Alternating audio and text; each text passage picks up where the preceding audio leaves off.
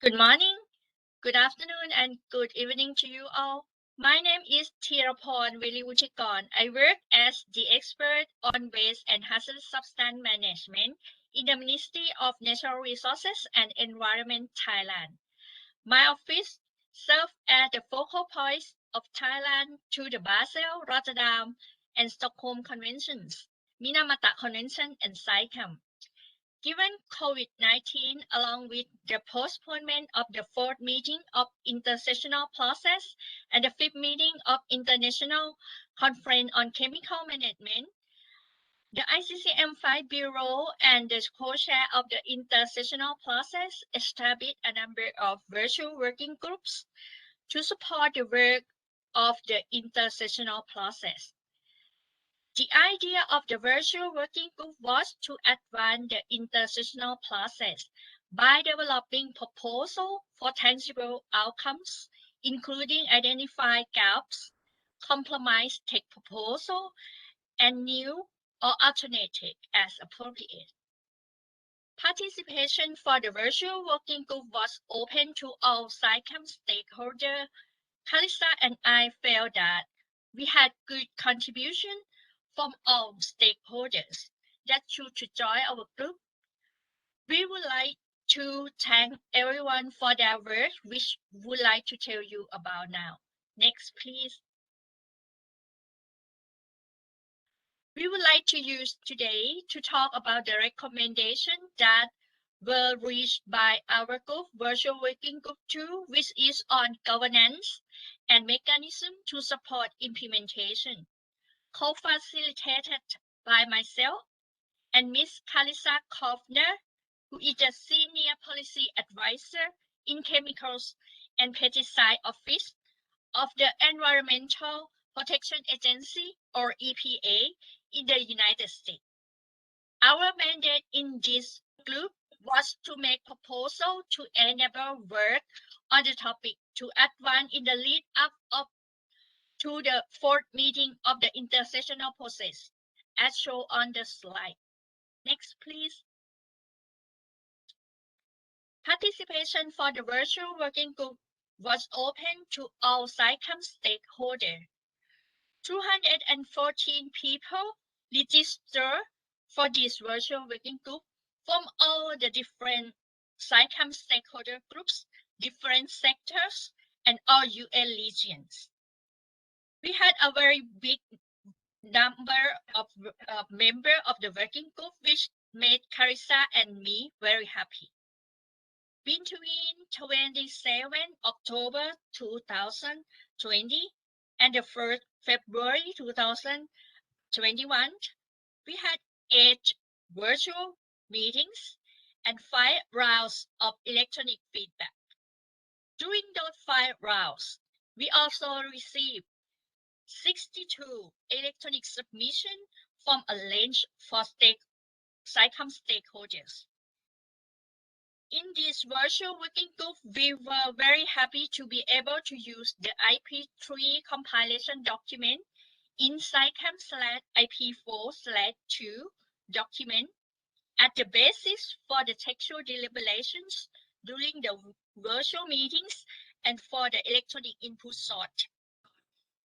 I would also just highlight for you that all relevant documents can be found on the SAICM website, including general information, presentation document, outputs, recordings, presentation, and views received from stakeholders at each meeting. The final report and the list of participants as well. Now I would like to turn to Kalisa, who will bring you to our group outcomes. Kalisa. Thank you, Thiraporn, and hello to everyone. So in response to our mandate, as Thiraporn laid out for you, our virtual working group created 3 sets of recommendations that can be thought about sort of in 3 parts. Part 1 were our textual recommendations that were based on the convergence of views in the textual sections of our mandate. And those included section B, section C, D, E, G, and H. Part 2 are the recommendations for the establishment of a science policy interface. And Part 3 were our recommendations for further consideration, some of which we put in a document that we called the parking lot, which we will talk about a little bit later. So we'd like to spend a few minutes though talking about each of the individual parts, and we'd like to start with part 1 on the textual recommendation. Thank you. As many of you know from your own participation in our work group, we did have a very large mandate in this group. Fortunately for us, a number of the sections that we worked on, we had spent some time on in IP3. So we had some guidance and some recommendations already to work with from all of the SAICM stakeholders. There were, however, other sections that we had not advanced as much at IP3 or which needed significant discussion. And those sections required a little bit more work together to come up with the recommendations that you see in the outcome report from our virtual working group. So starting with section B, we would like to sort of highlight some of the outcomes that you'll find in our report. So section B is about national implementation. This is the section that focuses on establishing national action plans, designating national focal points, how to engage a wide range of domestic stakeholders, and to ensure effective implementation and reporting. There are some outstanding issues in this section, and if you look at the outcome report, you can see those identified in brackets, sort of our traditional international use of the bracket to identify areas for further discussion. So there are some in this particular section. They go primarily to the scope of, or they are sort of related to issues related to the scope of the agreement, but also go to things such as how many focal points might a country want to have. So some further discussion will be needed with respect to section B. Section C is about the role of regions. It's a 5-paragraph section and actually does not have any brackets internal to the textual recommendations themselves. However, if you look at the outcome report, you will note that there is one bracket in the title, and that is around the word international. And that's because as a virtual working group, we couldn't decide exactly whether there should be a role for the international component or an international component in this section. So that's an issue that we'll need to come back to. Next slide, please. Section D is about enhanced sectoral and stakeholder engagement.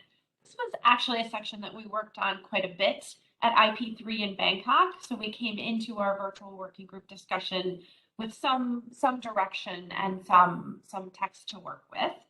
So while there are some remaining issues, there's also a fair amount of path forward that everyone felt very comfortable with. The remaining issues, however, are difficult ones. They go to the scope, to the international role of the agreement, to the relationship with other UN bodies. So this is a section that we will need to come back to and have some discussion. The text that is there, however, it provides a lot of guidance on how we might be able to enhance this role for stakeholders and sectors, which was very important to all stakeholders coming into this process. Next slide. Oh, no, sorry. Section E is on subsidiary bodies and ad hoc expert groups. So this is actually an interesting one because as we approached Section E, we realized that there were other parts of the agreement, primarily Section A and 2 rules in the rules of procedure, number 3 and number 23, if I'm remembering correctly, that once we looked at very carefully, the virtual working group felt were likely to be sufficient to meet the needs of the SAICM stakeholders, including, for example, how to continue the role of the OEWG.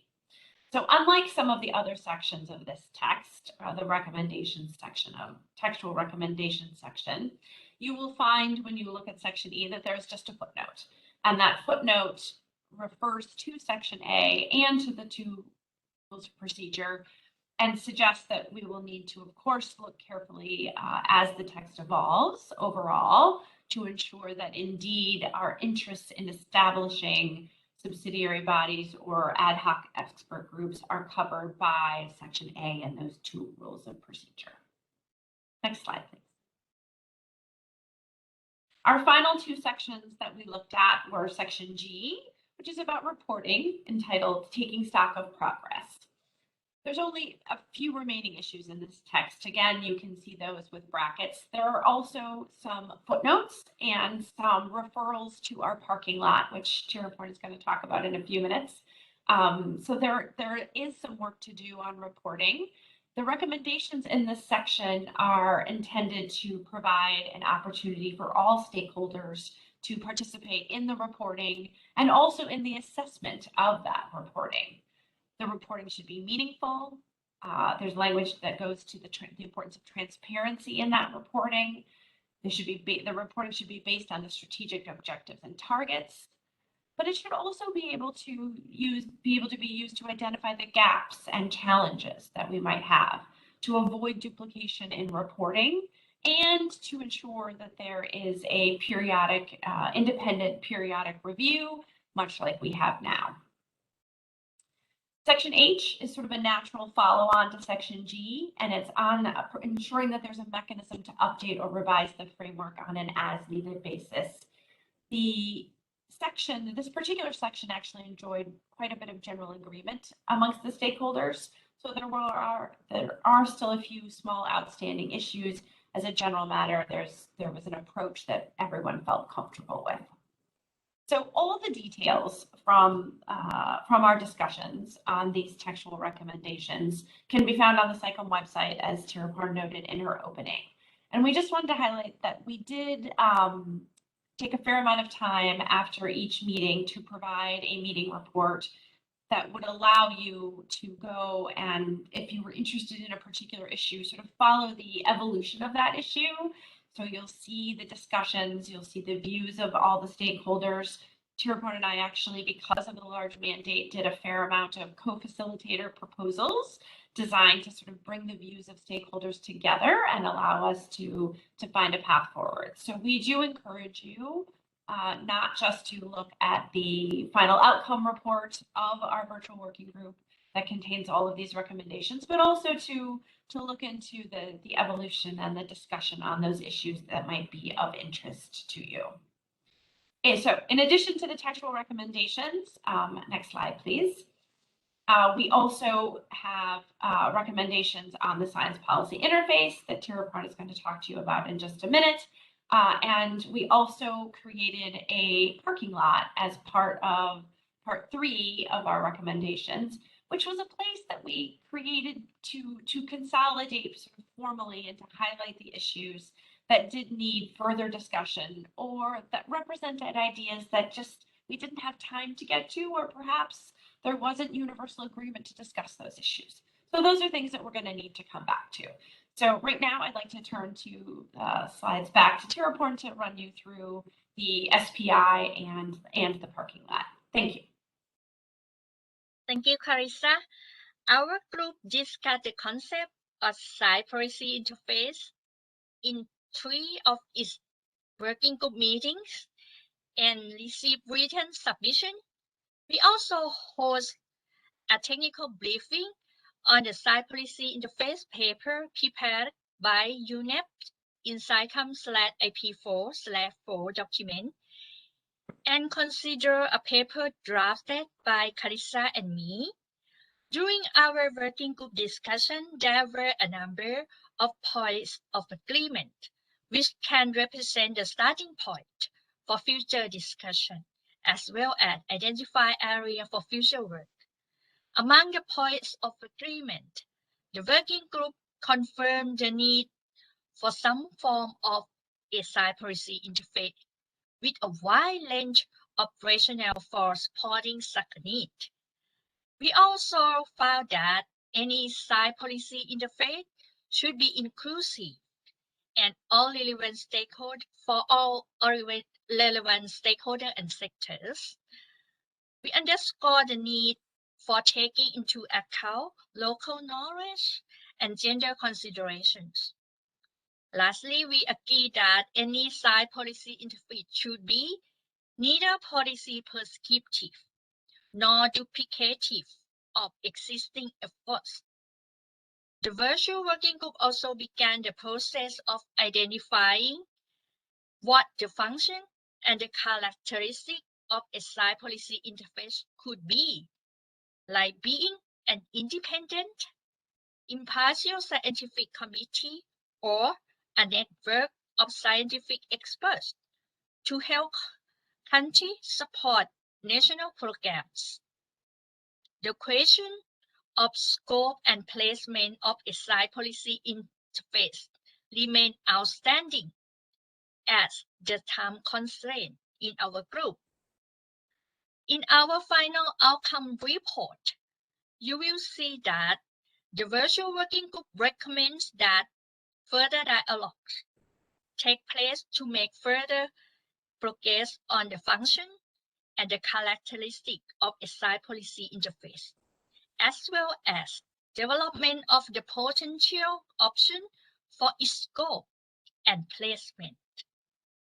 Next, please. During the course of its works, as Kalisa just mentioned, Kalisa and I found that the concept of a parking lot as a place for the group to consolidate and highlight issues that need further discussion was a good idea. The parking lot includes issues that our group either did not want to overlook and would not be able to resolve until a later stage of the process. The issue in the parking lot length from strongly held view of certain stakeholders to ideas that were stated but not discussed and are therefore presented informally in the order that the section for which they are relevant appear in the textual recommendation of the virtual working group. Some example of what is in the parking lot include the law of the IOMC organizations, a proposal for a potential process to conduct voluntary reviews, and initial thinking on the need for a template for reporting. We look forward to further discussion on these issues as the intersectional process moves forward. Turn back to you, Kalisa, to conclude our presentation. Thank you, Tirupon. Next slide, please. Thank you. So as Tirupon noted earlier in our introduction, we were very fortunate in this working group to be able to build on the text and the discussions from IP3 to develop our recommendations from IP4. But of course, there's still much work left to be done. We did feel that we made a lot of progress, but there's always more to do. So this working group also identified at least some remaining issues, some which, as Tirupon pointed out with the SPI, were areas where we just simply did not have enough time to delve into the substance, like the science policy interface, and others where we had more specific suggestions for virtual working group number 2. Those suggestions included things like the Japanese proposal under the reporting section, an alternate proposal to what was on the table. That was a proposal that was well received by the working group, but we didn't have time to really jump into the details and think about it, but there was some interest. And so we would like to see an opportunity for further development and thought for that proposal. Reviewing the overlap and potentially some of the admissions that might exist in the text going into IP4, coming out of the recommendations from our virtual working group, but also within the existing 4.2 text. And these are things that would result from things that were not in our mandate to look at, where there may have been unintentional duplication or inconsistencies. So things like institutional arrangements, the roles and responsibilities of the Secretariat, and rules of procedure. So those are things that we feel need some review and some further consideration. And reviewing the footnotes that we talked about a little bit earlier. Those footnotes occur both in the textual recommendations that came out of virtual working group number 2, but also that currently exist in the SAICM 4.2 text. So those are some next steps and some recommendations that we feel this virtual working group or this next group should take on and consider. So I think substantively that covers what we wanted to raise today. But Tirapon and I really just wanted to express how much we appreciated the opportunity to serve you as your co-facilitators of this group. And we were grateful for the participation of many of you in that group. We look forward to continuing our work. Tirapon and I were talking the other day, and perhaps to both of our surprise, we found that we miss you and we miss the work and the opportunity to really move this agreement forward in a meaningful way. So thank you for allowing us to serve you. We look forward to continuing our work together at the next opportunity, which we hope is soon. And would just like to note that we are around. We are available to you if you have questions about virtual working group number 2, about the process or the substance. Please feel free to shoot us an email or give us a call. We would love to catch up. So with that, I think we are prepared to say goodbye, and thank you very much. We really are grateful for everything and look forward to seeing you soon. Thank you.